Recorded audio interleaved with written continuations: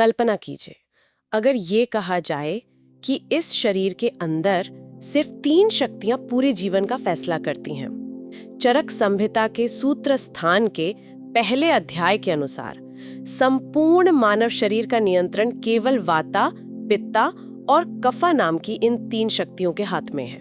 आज की ज्यादातर बीमारियां, मानसिक तनाव, पाचन की समस्याएं और लाइफस्टाइल से जुड़ी दिक्कतें तब शुरू होती हैं जब ये तीनों अपना संतुलन खो देते हैं।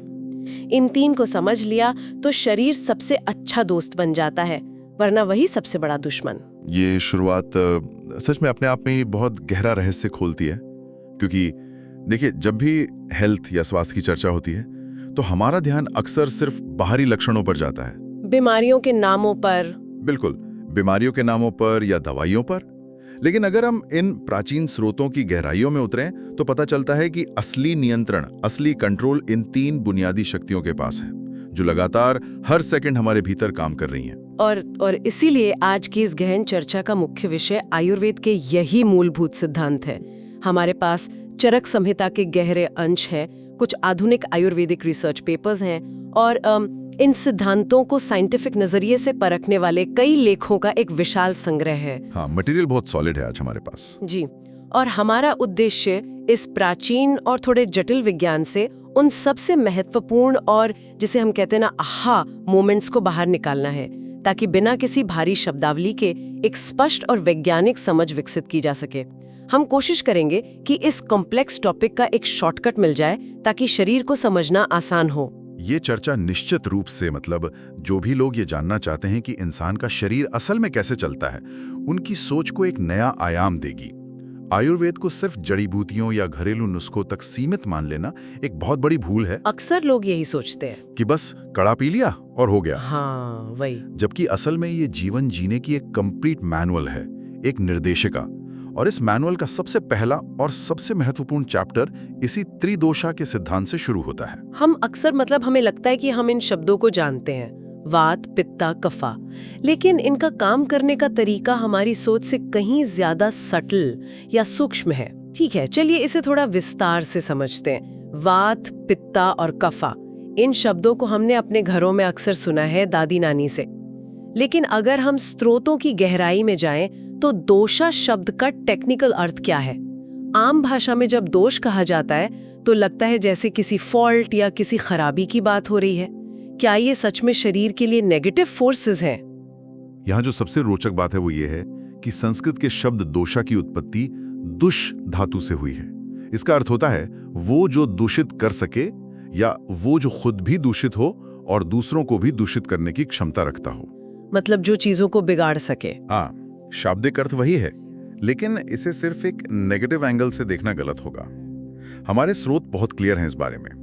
जब ये तीनों शक्तियां अपनी नेचुरल स्टेट में होती हैं, पूरी तरह बैलेंस्ड होती हैं, तो ये शरीर का निर्माण करती हैं, उसे धारण करती हैं और उसका पोषण करती हैं। टेक्स्ट में इन्हें त्रिस्थूणा कहा गया है। त्रिस्थूणा, इसका मतलब 3 स्तंभ। एकदम सही, एक भव्य इमारत के 3 मुख्य स्तंभ या पिलर्स। जब तक ये पिलर्स सीधे और मजबूत हैं, शरीर रूपी इमारत बिल्कुल सेफ रहती है। समस्या तब शुरू होती है जब इनका बैलेंस बिगड़ता है, तब ये अपना विनाशकारी रूप दिखाते हैं और अंदर तबाही मचाते हैं। इसका मतलब है कि ये 2 धारी तलवार की तरह है। जब तक संतुलन में है सबसे बड़े रक्षक हैं और बैलेंस बिगड़ते ही भक्षक बन जाते हैं। तो आइए इन 3 शक्तियों के काम करने के तरीके को एक एक करके खोलते हैं। स्रोत सामग्री में वाता को एक ऐसी ऊर्जा, एक ऐसी एनर्जी माना गया है जो शरीर में हर तरह की गतियां, मूवमेंट पैदा करती है। काइनेटिक एनर्जी, बिल्कुल। हाँ, किनेटिक एनर्जी। ये आकाश और वायु तत्वों से मिलकर बनी है। अगर मैं इसे सही तरह से समझ पा रही हूँ तो शरीर में जो भी हलचल है, चाहे वो फेफड़ों का सिकुड़ना और फैलना हो, नसों में खून का बहना हो या फिर ब्रेन तक जाने वाले सिग्नल्स हो, ये सब वाता कंट्रोल करता है। आपकी समझ बिल्कुल सटीक है। वाता की ताकत और उसके रोल को समझने के लिए प्राचीन ग्रंथों में एक बहुत ही अद्भुत बात कही गई है। कहा गया है कि पित्ता और कफा दोनों अपने आप में पंगु हैं। पंगु यानी लंगड़े हैं। हाँ, मतलब उनके पास खुद की गति नहीं है। वे बिना सहारे के एक जगह से दूसरी जगह नहीं जा सकते। वात ही वो इकलौती शक्ति है जो उन्हें पूरे शरीर में ट्रैवल करवाती है। वाओ! जैसे नेचर में हवा बादलों को उड़ाकर मीलों दूर ले जाती है ना, और वहां बारिश करवाती है, ठीक वैसे ही वात शरीर के भीतर पित्ता और कफा को एक जगह से उठाकर दूसरी जगह ले जाता है। अगर वात की स्पीड या डायरेक्शन बिगड़ जाए तो वो शरीर के किसी भी हिस्से में पित्ता और कफा को ले जाकर वहां गंभीर बीमारी पैदा कर सकता है। यह एक बहुत ही नया पर्सपेक्टिव है मेरे लिए। इसका मतलब है कि अगर पित्ता और कफा शरीर में कुछ ठीक या खराब करना भी चाहें तो बिना वाता की परमिशन के वो 1 इंच भी नहीं हिल सकता। ये तो पूरे शरीर के ट्रांसपोर्ट सिस्टम की तरह काम कर रहा है। लेकिन मैंने इन्हीं पेपर्स में ये भी पढ़ा है कि वाता का असंतुलन सबसे ज्यादा और सबसे खतरनाक बीमारियों को जन्म देता है। करीब 80 प्रकार की बीमारियां सिर्फ वाता के बिगड़ने से होती हैं। ऐसा क्यों? ये इसीलिए क्योंकि वाता के गुण बहुत ही इंटेंस और सूक्ष्म होते हैं। वाता नेचर से रूखा, ठंडा, हल्का और बहुत चंचल होता है। तो जब ये शरीर में लिमिट से ज्यादा बढ़ जाता है तो ये हर जगह ड्राइनेस या रूखापन पैदा करने लगता है। जैसे सर्दियों में हवा चीजों को सुखा देती है। एग्जैक्ट, वही कॉन्सेप्ट। उदाहरण के लिए देखिए, जब वाता हड्डियों के जॉइंट्स में एंटर करता है तो वहां की जो नेचुरल चिकनाहट होती है, जो लुब्रिकेशन होता है, उसे सुखा देता है। नतीजतन क्या होता है? हड्डियां आपस में रगड़ खाने लगती हैं, जिससे जॉइंट्स में भयानक दर्द, उठने बैठने में तकलीफ और साइटिका जैसी समस्याएं पैदा होती हैं। हालांकि इसका मुख्य निवास स्थान बड़ी आंत यानी लार्ज इंटेस्टाइन माना गया है, लेकिन इसका असर पूरे नर्वस सिस्टम पर पड़ता है। ये बहुत लॉजिकल लग रहा है अब। वाता अगर गति और वायु है तो हमें शरीर में किसी ऐसी शक्ति की भी जरूरत होगी जो उस खाने को पचा सके जो हम खाए हैं, जो एनर्जी बना सके। और यही एंट्री होती है पित्ता की। टेक्स्ट के अनुसार पित्ता मुख्य रूप से अग्नि और जल तत्वों का कॉम्बिनेशन है। इसे शरीर का आंतरिक सूर्य या इंटरनल सन कहा गया है। ये उपमा अपने आप में बहुत पावरफुल है। आंतरिक सूर्य की उपमा सच में बहुत सटीक है। देखिए, पित्त का मुख्य काम ट्रांसफॉर्मेशन है, रूपांतर करना। जो भी चीज शरीर के अंदर जाती है उसे एक फॉर्म से दूसरे फॉर्म में बदलने की पूरी जिम्मेदारी पित्त की है। जैसे डाइजेशन? हाँ, पचन तंत्र में भोजन को पचाकर उसे ऊर्जा में बदलना, शरीर के टेम्परेचर को मेंटेन करना, और यहां तक कि हमारी आंखों की देखने की क्षमता भी पित्त की अग्नि पर निर्भर करती है। थर्मल एनर्जी, ये गर्म, तीखा और थोड़ा ऑयली होता है नेचर में। और सिर्फ फिजिकल लेवल पर नहीं, मेंटल लेवल पर भी हमारी इंटेलिजेंस, चीजों को जल्दी ग्रास्प करने की क्षमता और साहस, ये सब पित्त के ही गुण हैं। लेकिन अगर ये सूर्य अपनी लिमिट क्रॉस कर दे और बहुत ज्यादा भड़क जाए तो क्या होगा? स्रोतों में बताया गया है कि पित्ता के असंतुलित होने से 40 प्रकार की बीमारियां हो सकती हैं। अगर अंदर की आग जरूरत से ज्यादा तेज हो जाए तो वो तो शरीर को अंदर से ही जलाने लगेगी ना। ऐसा ही होता है। जब पित्ता बेकाबू हो जाता है तो शरीर में लिमिट से ज्यादा गर्मी महसूस होती है। पेट में भयानक जलन, जिसे हम एसिडिटी कहते हैं, खून में इंप्यूरिटीज आना, उस स्किन पर लाल चकत्ते या रैशेस पड़ना, बहुत ज्यादा पसीना आना और छोटी छोटी बातों पर भयानक गुस्सा आना, ये सब बढ़े हुए पित्ता के डायरेक्ट सिग्नल्स हैं। इसका मेन सेंटर छोटी आंत और आमाशय का निचला हिस्सा है, जहां ये डाइजेशन की मुख्य अग्नि को कंट्रोल करता है। तो ये एक बहुत ही डेलिकेट बैलेंस हुआ। अगर वाता लगातार हवा देकर पित्ता की इस आग को भड़काते रहे तो शरीर तो अंदर से राख हो जाएगा। इस आग को शांत रखने और शरीर को जलने से बचाने के लिए किसी कूलेंट की जरूरत होगी, है ना? और शायद इसीलिए तीसरे पिलर के रूप में कफा मौजूद है। आपने बिल्कुल सही तार जोड़े हैं। पित्ता की उस तेज आग को कंट्रोल करने और शरीर को एक प्रॉपर स्ट्रक्चर में बंद कर रखने का काम कफा का ही है। कफा पृथ्वी और जल, अर्थ एंड वाटर, इन तत्वों से बना है। तो ये पित्ता का बिल्कुल ऑपोजिट हुआ। हाँ, इसे शरीर का आंतरिक चंद्रमा या इंटरनल मून कह सकते हैं, जो शीतलता, स्ट्रक्चर, स्टेबिलिटी और चिकनाहट देता है। शरीर में जो गठीलापन है, ऑर्गन्स के बीच जो बाइंडिंग है और जॉइंट्स के बीच जो फ्लूइड है, वो सब कफा की ही देन है। यहाँ तक कि हमारी जो नेचुरल इम्यूनिटी है, रोग प्रतिरोधक क्षमता, वो भी मेनली कफा के बैलेंस्ड होने पर ही टिका है। ये समझना बहुत आसान हो गया है कि कफा शरीर को नरिश करता है, लेकिन जब ये भारी, ठंडा और स्थिर चंद्रमा शरीर पर हावी हो जाए तो टेक्स्ट्स कहते हैं कि 20 तरह के रोग होते हैं। अगर स्थिरता हद से ज्यादा बढ़ जाए तो मूवमेंट रुक जाएगी। क्या इसी वजह से कफा बढ़ने पर इंसान को बहुत ज्यादा भारीपन, आलस्य और हर वक्त नींद आने की शिकायत होती है? अगर हम इसे बड़े परिदृश्य से जोड़ें तो बात सिर्फ इन 3 दोषों के अकेले काम करने तक रुकती नहीं है। देखिए, वाता, पित्ता और कफा कोई ऐसी हवाई शक्तियां नहीं हैं जो बस वैक्यूम में काम कर रही हैं। इनमें अपना असर दिखाने और शरीर को चलाने के लिए एक सॉलिड फिजिकल मीडियम चाहिए होता है, और वो मीडियम है शरीर की धातुएं। ये शरीर का वो बेसिक स्ट्रक्चर है जिस पर इन तीनों शक्तियों का पूरा खेल चलता है। धातु। जब हम नॉर्मल रूटीन में धातु शब्द सुनते हैं तो सबसे पहले दिमाग में लोहा, तांबा, सोना, मेटल्स आते हैं। लेकिन आयुर्वेद के इस साइंस में धातु का मतलब पूरी तरह से अलग है। यहाँ इसका अर्थ है वो जो शरीर को धारण करे। टेक्स्ट्स में ऐसी 7 मुख्य धातुओं का जिक्र है जो हमारे खाने से स्टेप बाय स्टेप बनती हैं। और ये ट्रांसफॉर्मेशन का प्रोसेस मेरा मानना है कि किसी चमत्कार से कम नहीं है। हम जो भी खाना खाते हैं वो सबसे पहले पचकर एक लिक्विड में बदलता है जिसे रसा कहते हैं। यह रसा पूरे शरीर में सर्कुलेट होकर उसे न्यूट्रिशन देता है। फिर एक स्पेशल अग्नि उस रसा को पकाती है और उसमें से रक्ता यानी ब्लड बनता है। ओह, तो खून सीधे नहीं बनता, एक प्रोसेस है। बिल्कुल। फिर उस रक्त से मांसा यानी मसल टिश्यू बनता है, मांसा से मैदा यानी बॉडी फैट, मैदा से अस्थि यानी हड्डियां, हड्डियों के अंदर मज्जा यानी बोन मैरो का निर्माण होता है, और सबसे एंड में इस पूरी चेन के आखिरी हिस्से में शुक्र यानी रिप्रोडक्टिव टिश्यूज बनते हैं। ये एक के बाद एक चलने वाली बहुत ही स्लो और कॉम्प्लेक्स चेन रिएक्शन है। ये इन्फो तो सच में हैरान करने वाली है। मतलब जो खाना आज हम खा रहे हैं उसे शरीर के आखिरी लेवल तक पहुंचने में कई हफ्ते लग जाते होंगे। इन धातुओं में मैंने पेपर्स में पढ़ा है कि रक्त को एक बहुत ही स्पेशल स्टेटस दिया गया है। कुछ प्राचीन स्कॉलर्स तो रक्त को इतना इम्पोर्टेंट मानते हैं कि उसे वाता, पित्ता और कफा के बराबर एक चौथे दोष के रूप में देखते हैं। इसके पीछे क्या लॉजिक है? हाँ, ये एक बहुत बड़ा डिबेट रहा है प्राचीन काल से। महान सर्जन आचार्य सुश्रुत का ये मानना था कि रक्त ही जीवन का मुख्य आधार है। उनका एक बहुत फेमस सूत्र है, रक्तम जीवा इति स्थिति, जिसका सीधा अर्थ है कि खून में ही जीवन बसता है। सही बात है, खून बह जाए तो इंसान बच नहीं सकता। वही पॉइंट है। सर्जरी के दौरान या किसी एक्सीडेंट में जब खून ज्यादा बह जाता है तो लाइफ तुरंत डेंजर में आ जाती है। अब समझिए, वाता, पित्ता और कफा इन्हीं धातुओं के अंदर रहते हैं। जैसे वाता मेनली हड्डियों में रहता है, पित्ता रक्ता यानी खून में रहता है, और कफा रसा, ममसा और मेद में रहता है। जब कोई दोष बैलेंस खोता है तो वो सबसे पहले उसी धातु पर अटैक करता है जिसमें वो रह रहा है। दोष और धातु के बीच होने वाली इस भयानक टक्कर को टेक्स्ट्स में दोषादुष्य सम्मूर्छना कहा गया है।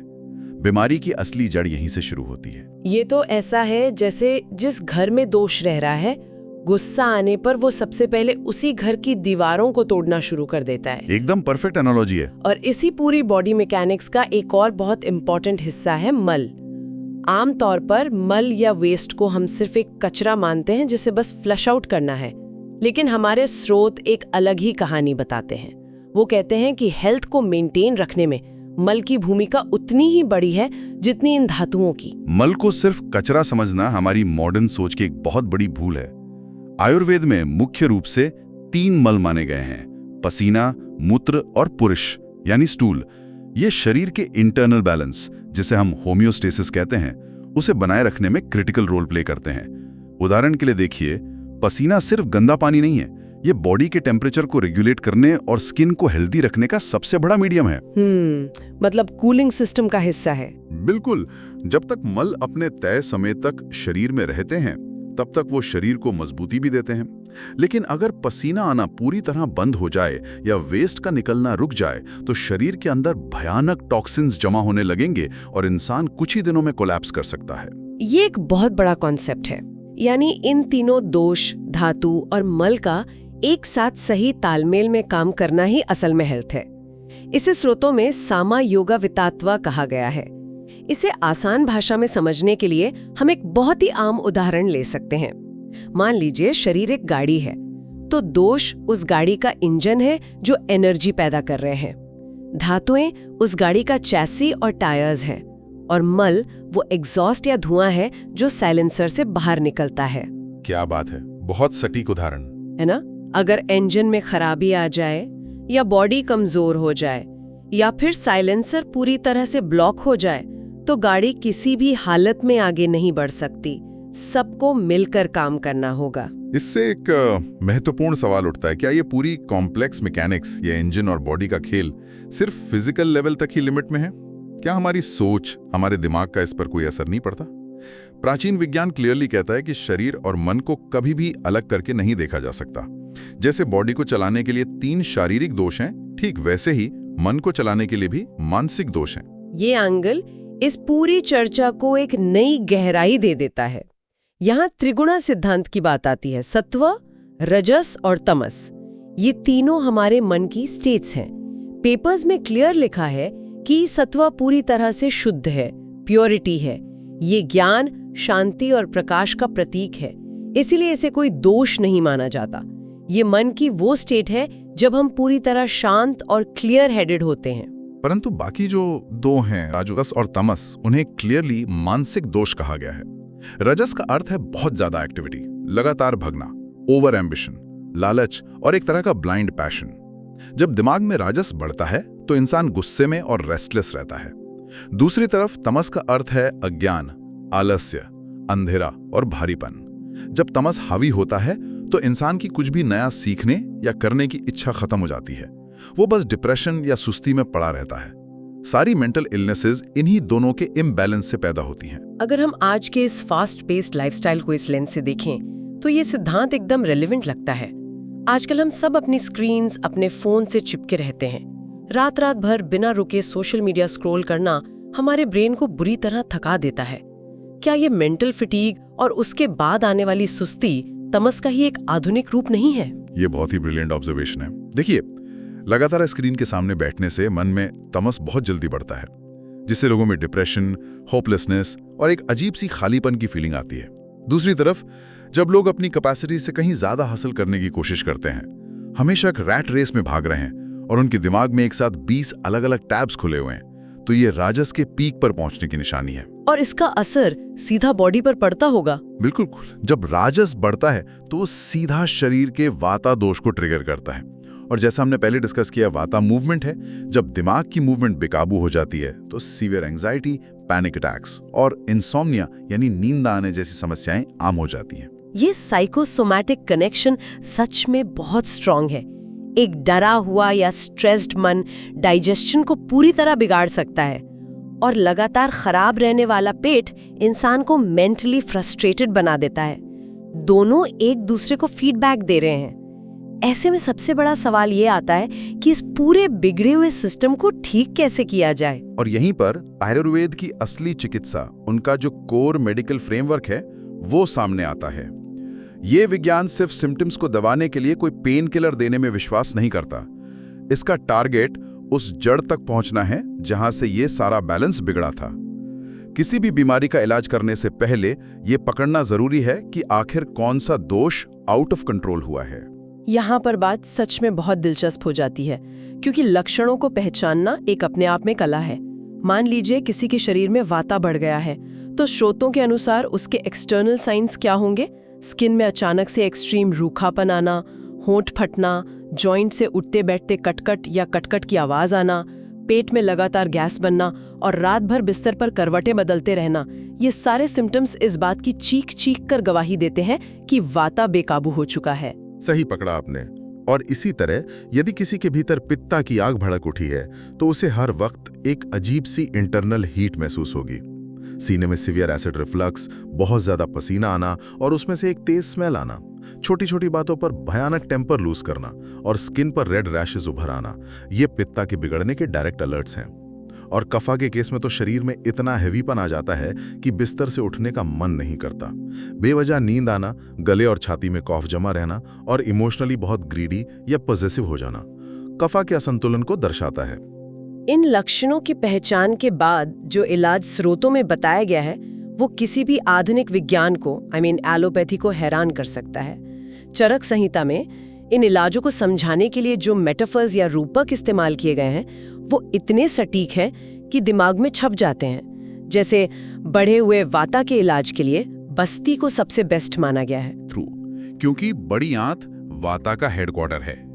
ग्रंथों में से एक बहुत ही सुंदर पेड़ के रूपक से समझाया गया है। पेड़ का रूपक? हाँ, कहा गया है कि बस्ती शरीर में वाता को ठीक वैसे ही खत्म कर देती है जैसे अगर किसी पेड़ को उसकी जड़ से ही काट दिया जाए तो उसकी टहनियां, पत्ते और फूल अपने आप ही सूख कर गिर जाते हैं।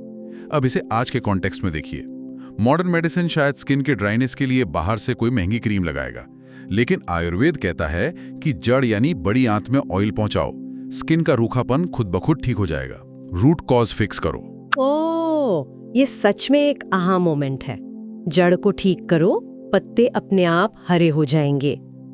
और पित्ता की बढ़ी हुई हीट के लिए विरेचना का प्रोसेस बताया गया है, जिसमें मेडिसिन के थ्रू आंतों को पूरी तरह से फ्लश क्लियर किया जाता है, पर्गेशन। इसके लिए जो मेटाफर यूज हुआ है वो भी कमाल का है। विरेचना का असर ऐसा होता है जैसे किसी धधकती हुई भट्टी या बहुत ज्यादा गर्म कमरे से आग को पूरी तरह बाहर निकालकर उसे ठंडा कर दिया जाए।